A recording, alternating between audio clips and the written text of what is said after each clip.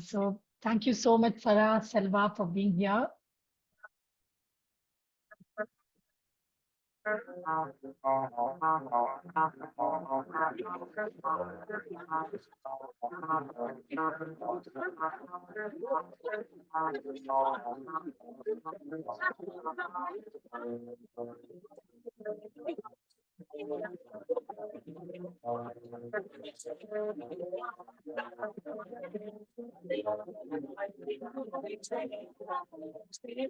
Staying alive. We can't hear it, so we can sing it. Yeah. Thank you for that, Anjani. That song, Staying Alive, to introduce Mahrukh, our next speaker. I know all of you know Mahrukh, and if you've had an opportunity to spend some time in her presence in person, you would know what a strong, beautiful, warm person Mahrukh is. And I think this song was very well suited because she radiates a certain strength that come what may, she will overcome. So Mahrukh, that's how I've experienced you. And today's Mahrukh's topic is crafting magical coaching conversations. And I'm so excited to hear because I do believe coaching is magical, and just the way we've been hearing so many insightful insights from our other two speakers, I'm sure this is going to add value to all of us beautifully. Let me introduce Mahrukh to from what I have here. She's an executive and leadership coach, a PCC from ICF with over 2,500 hours of coaching and on the path to NCC. Her passion lies in helping people unearth their inherent potential and partnering with organizations to create sustainable systems and processes to do the same. My coaching practice, Mahrukh says, harnesses varied coaching modalities, including NLP and deep coaching, to support organizations and individuals at inflection points to expand their awareness, explore possibilities, and propel their growth. So, Mahrukh, I'm sure this is a very, very short intro to you. There is so much more to you, and we are all ready for you to join us and take the floor and take us to greater heights. Thank you, Smriti. Thank you so much. So lovely to be here. Welcome. So, good evening, everyone. I want to invite you to take a journey with me into a space where anything is possible, a space where true transformation occurs, the magic circle. I request you to close your eyes and imagine you're standing in front of a beautiful circle on the ground. This circle glows faintly with a soft, inviting light. Breathe in and feel the air around you. There's a sense of anticipation, a tingling of possibilities. Now, gently step into this circle. And as you do, feel the energy change. You're entering a space of pure potential, a place where profound transformations can occur. This is your coaching conversation, your sacred space where the magic unfolds. Notice how everything outside the circle fades away.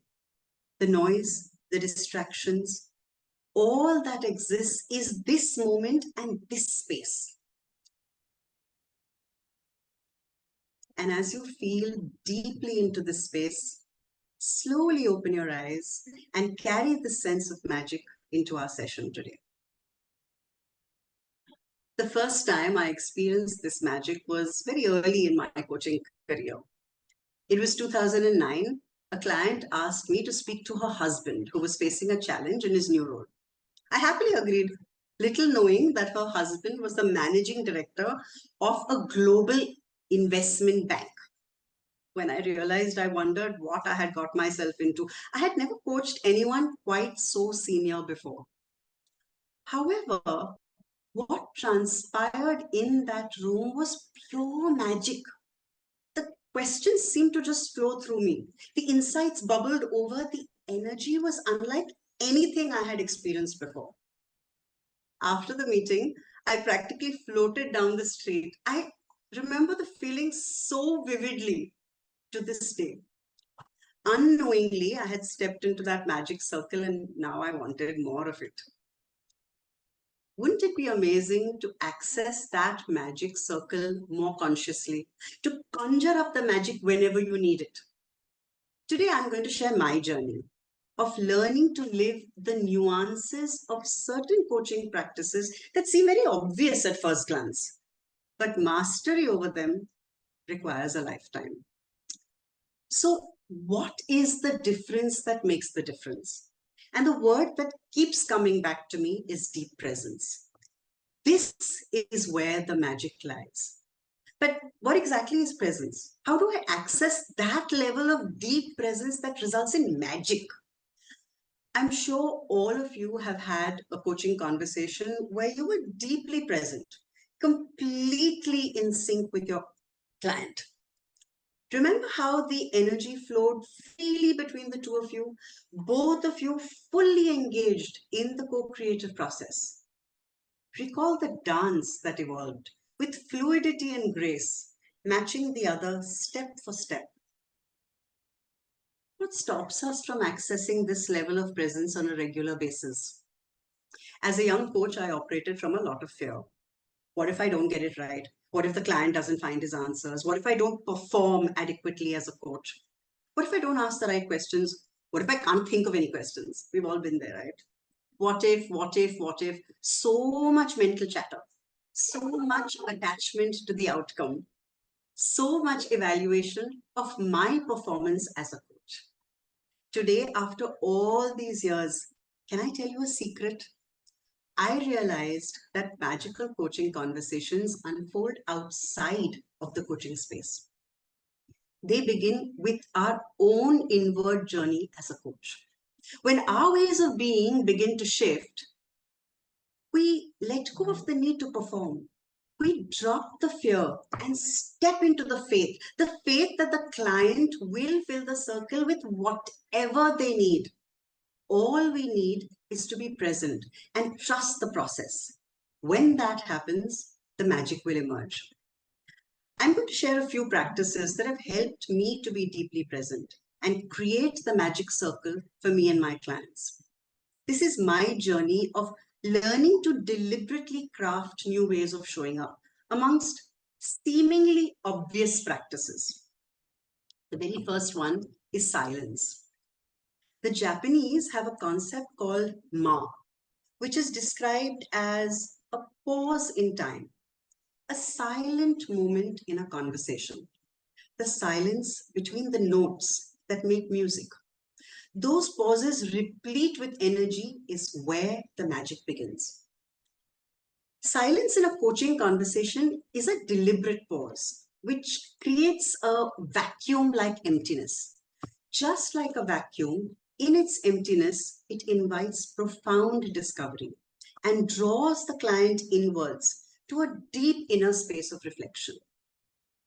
Reflect on those moments when, while holding the silence, you could deeply sense the client going inwards.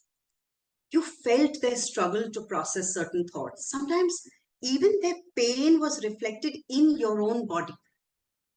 In that silence, there was an energetic communication between you and your client.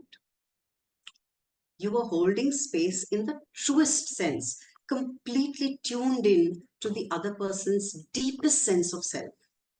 This is the difference that makes the difference.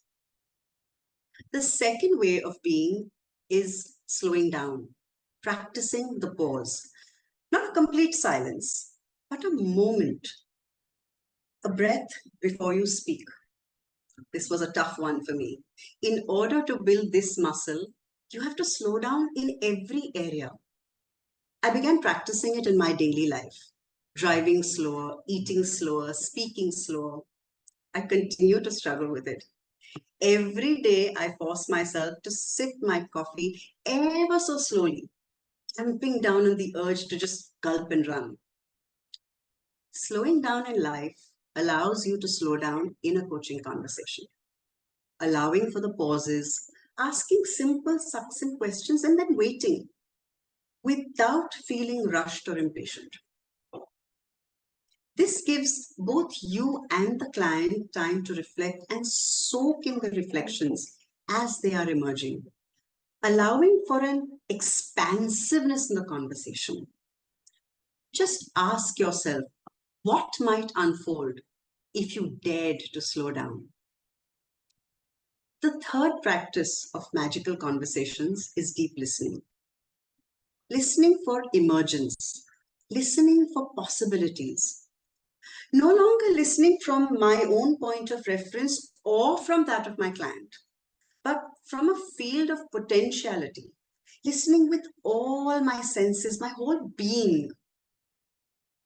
When you are listening at this level, you are so tuned in, you notice everything. A slight gesture, a quick intake of breath, a shift in energy, a downcast glance, the change in the intonation on a particular word. And this listening with all your senses guides you towards the right exploration. A coach shared a story about a client who kept twisting a ring on her left hand. She felt something was amiss and asked, "Is there any significance to the movement you're making with your hands?" The client burst into tears and shared that she had lost her husband very recently. And when we show up with all these, what emerges is the concept of presencing, a word that is a combination of presence and sensing. When you have let go of past patterns and notions, allowing new insights to emerge from a deeper level of awareness, collectively sensing that which is emerging in the moment and moving into a space of procreation, new sights emerge. Seemingly from nowhere, it can change the trajectory of the conversation. If there is one thing I'm learning on my mastery journey, it is this. Imagine a conversation where a client comes in with a clear stated goal, and in the course of the conversation stumbles upon a seemingly unrelated insight that is actually coming in the way of achieving their goal. Last year, I coached a CEO struggling to deliver results. As we delved into his fears and motivations, he suddenly had a revelation.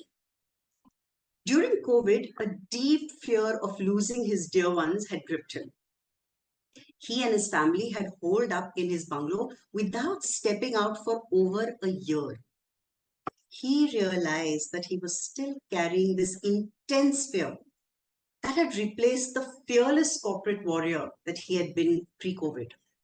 With this awareness, everything shifted for him. 6 months later, he called to say that his revenues had doubled. A seemingly unrelated insight led to a breakthrough. It helped him to see beyond and lean into the unknown, which completely changed his way of being. This is what happens in a magic circle, a dance between the client and the coach, to the music of the silence, the beat of the pauses, the melody of deep listening, all coming together to create this beautiful symphony of presencing. I invite each of you to claim your unique magical power to create the magic circle. Never forget that the magic lies within you. You can sprinkle that magical fairy dust over any conversation. All it needs is for you to tune in to the universe of possibilities, being completely present and empty, allowing the magic to emerge. There is no doing, just being. Thank you.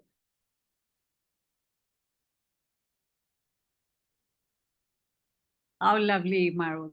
And if you read the comments, they are saying your poetry itself, the epitome of it. So thank you for giving us such a wonderful talk and lifting us to a magical plane and what's the difference that makes the difference. I lost some of it, but the beat of the pauses, or beats of the deep listening, dance in the pauses, and the silence that you talked about, I think your talk itself was magical. So thank you so much.